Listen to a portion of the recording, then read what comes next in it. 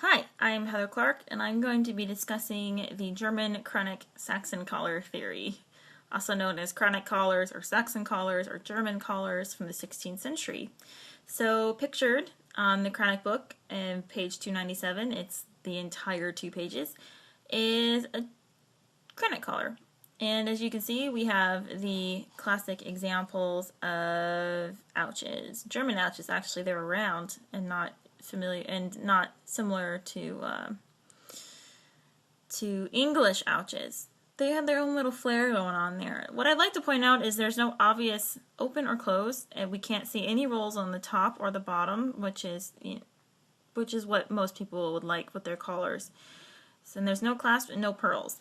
However, the chronic collar here has pearls. Let me focus in on them. Has pearls on the bottom and has the classic ouches. These are black, and that looks like a red, and that's a black. But I'd like to point out is that we can't see a roll on top or the bottom, and we see some of the detail work on the collar. And it looks like some of that detail work is raised. Unfortunately, we don't know if these are metal or made out of leather, because there's no possible opening. I would like to point out that maybe my eyes are playing tricks on me, is there's a line right here, and that could possibly be an opening or closing. And what I'm thinking is that these collars actually had a spring clasp in them. You'd push something down and it would pop open, and then you'd be able to get your neck in and out. And I believe there may have been a small hinge. It's not quite unheard of. I mean, as you know, armor back in the day, especially in the late period, had hinges and clasps. So it would not surprise me if there was a piece of chronic jewelry out there that had a hinge on it. So let's continue on.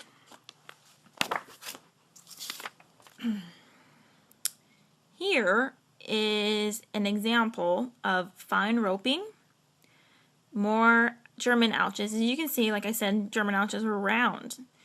And we can barely see the roping on the top and the bottom. This one has no pearls. And more importantly is you can see part of the back here, and as you can see, the whole collar was one whole piece, which is important. Again, this is another collar, and this is why I'm thinking that they're made of metal. This is very simple. It has small German ouches on them. I'm going to guess that maybe these German ouches, the stone settings are maybe 5mm by 5mm as they're square, and these look like they alternate colors. See, black, red, black, etc., etc., etc. But the one common thing to point out is that the mounting here in the middle looks like it goes straight through, or it's held on the outside, which means that this is mounted directly through. And there's no roll, but there is a slight indent, which could possibly be beveling from armor making, fluting possibly, or it could actually be cutting like in leather, but it has a shine to it, which leather doesn't really have unless it's under certain lights. But then we are talking about portrait painters, and sometimes they like to flub the information. It's very possible that these collars could be bendy, but we'll never actually know. So let's move on to theory number 1. Well, actually, it's number 2. If I'm thinking the collar is made out of metal, which it is, then we'll move right along into it. This line right here, this roping, is actually known as, I can't remember it.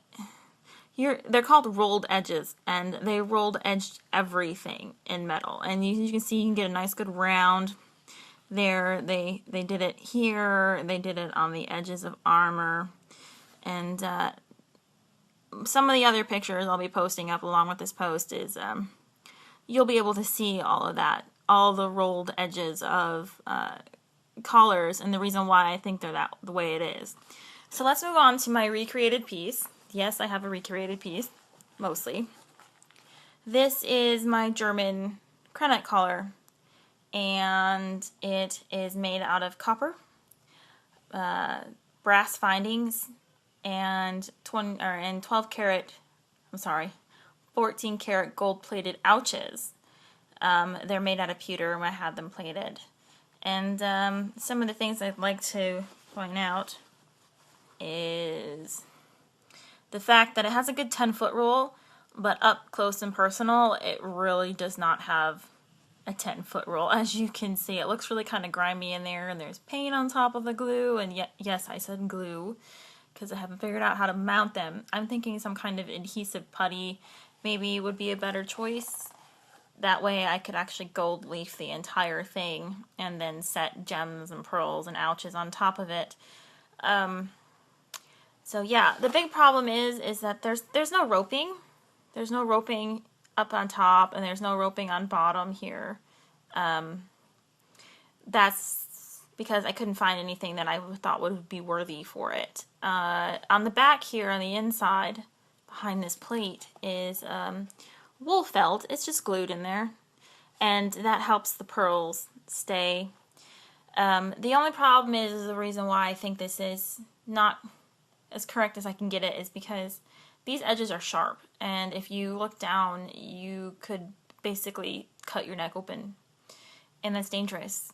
And I like to create pieces that are functional and safe.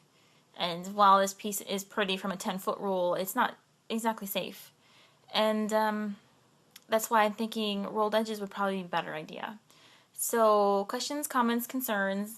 I'm ready to read about things, hear about things. If you find an extant example of German granite collars, feel free to shoot me a message. The idea from this is to take from what I have failed at, obviously, and my theory, and see if we can't produce collars that would be functional and affordable, because there are some people out there who sell these for ridiculous amounts of money. And I believe you don't have to spend a lot to make a lot, if that makes any sense. So, my name is Heather, and I'm a costumer. Yay!